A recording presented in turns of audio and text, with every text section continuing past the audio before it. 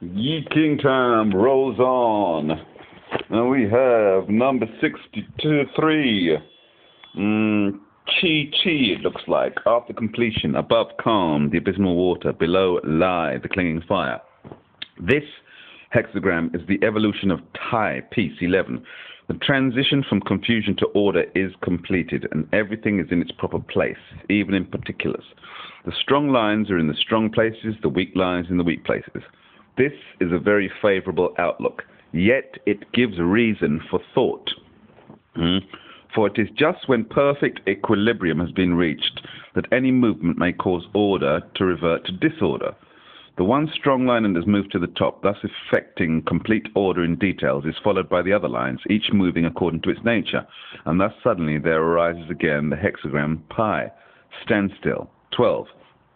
Hence, the present hexagram indicates the conditions of a time of climax, which necessitate the utmost caution, or even caution. The judgment, after completion, success in small matters, perseverance furthers. At the beginning, good fortune, at the end, disorder. The transition from the old to the new time is already accomplished. In principle, everything stands systematized, and it is only in regard to details that success is still to be achieved. Yeah. In respect to this, however, we must be careful to maintain the right attitude. Everything proceeds as if of its own accord, and this can all too easily tempt us to relax and let things take their course without troubling over details. Such indifference is the root of all evil. Symptoms of decay are bound to be the result. Here we have the rule indicating the usual course of history, but this rule is not an inescapable law. He who understands it is in position to avoid its effects by dint of unremitting perseverance and caution. The image, water over fire, the image of the condition, in after completion. Thus the superior man takes thought of misfortune and arms himself against it in advance. When water in a kettle hangs over fire, the two elements stand in relation and thus generate energy. That is the production of steam. But the resulting tension demands caution. If the water boils over, the fire is extinguished and its energy is lost. If the heat is too great, the water evaporates into the air. These elements are brought into relation and thus generating energy are by nature hostile to each other. Only the most extreme caution can prevent damage. In life, too, there are junctures when all forces are in balance and harmony. So again, in life, too, there are junctures when all forces are in balance and work in harmony, so that everything seems to be in the best of order. In such times only, the sage recognizes the moments that bode danger and knows how to banish it by means of timely precautions. The lines 9 at the beginning means he breaks his wheels. He gets his tail in the water, no blame. In times following a great transition, everything is pressing forward, striving in the direction of development and progress. But this pressing forward at the beginning is not good. It overshoots the mark and leads with certainty to loss and collapse. Therefore, a man of strong character does not allow himself to be infected, itchy eye, does not allow himself to be influenced, rather, or doesn't, start again. Therefore, a man of strong character does not allow himself to be infected by the general intoxication, but checks his course in time. He may indeed not remain altogether untouched by the disastrous consequences of the general pleasure, but he is hit only from behind like a fox that, having crossed the water at the last minute, gets his tail wet. He will not suffer any real harm because his behavior has been correct. 6 in the second place means a woman loses the curtain of her carriage. Do not run after it. On the 7th day you will get it. When a woman drove out in her carriage, she had a curtain that hid her from the glances of the curious. It was regarded as a breach of propriety to drive on if this curtain was lost.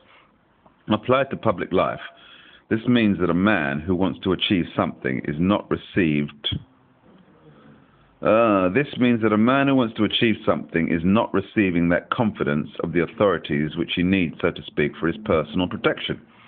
Especially in times after completion, it may happen that those who have come to power grow arrogant and conceited and no longer trouble themselves about fostering new talent. This, as a rule, results in office seeking.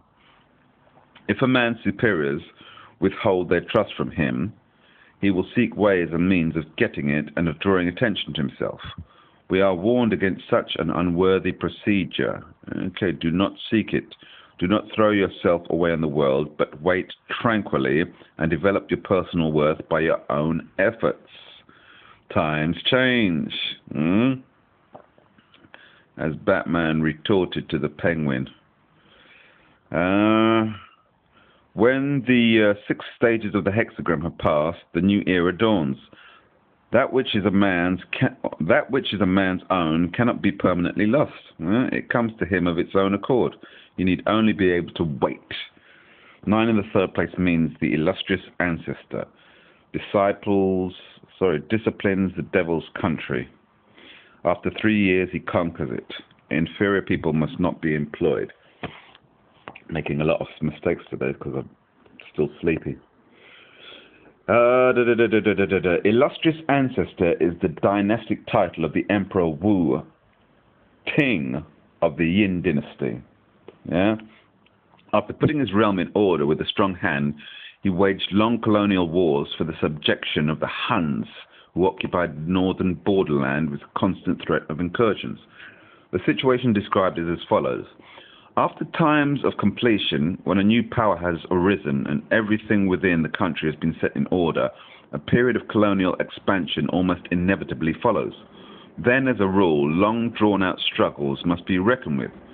For this reason, a correct colonial policy is especially important. The territory won at such bitter cost must not be regarded as an almshouse for people who, in one way or another, have made themselves impossible at home, but who are thought to be quite good enough for the colonies. Such a policy ruins at the outset any chance of success. This holds true in small as well as in large matters, because it is not only rising states that carry on a colonial policy. The urge to expand with its accompanying dangers is part and parcel of every ambitious undertaking. That's a very interesting point there, you see. 6 in the 4th place means the finest clothes turn to rags. Be careful all day long. In a time of flowering culture, an occasional convulsion is bound to occur, uncovering a hidden evil within society and at first causing a great sensation. But since the situation is favorable on the whole, such evils can easily be glossed over and concealed from the public. Then everything is forgotten and peace apparently reigns complacently once more. However, to the thoughtful man, such occurrences are grave omens that he does not neglect. This is the only way of averting evil consequences. 9 in the 5th place means the neighbor in the east who slaughters an ox does not attain as much real happiness as the neighbor in the west with his small offering.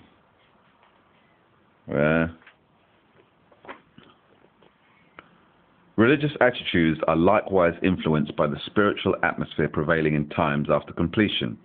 In divine worship, the simple old forms are replaced by an ever more elaborate ritual and an ever greater outward display. But inner seriousness is lacking in this show of magnificence. Human caprice takes the place of conscientious obedience to the divine will.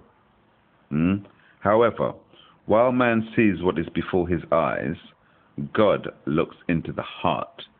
Therefore, a simple sacrifice offered with real piety holds a greater blessing with an impressive service. Therefore, a simple sacrifice offered with a real piety holds a greater blessing than an impressive service without warmth. 6 at the top means he gets his head in the water, danger. Here in conclusion, another warning is added. After crossing a stream, a man's head can get into the water only if he is so imprudent as to turn back. As long as he goes forward and does not look back, he escapes this danger. But there is a fascination in standing still and looking back on a peril overcome. However, such vain self-admiration brings misfortune. Remember, Stephen, yeah? It leads only to danger, and unless one finally resolves to go forward without pausing, one falls a victim to this danger. So saith the Ching.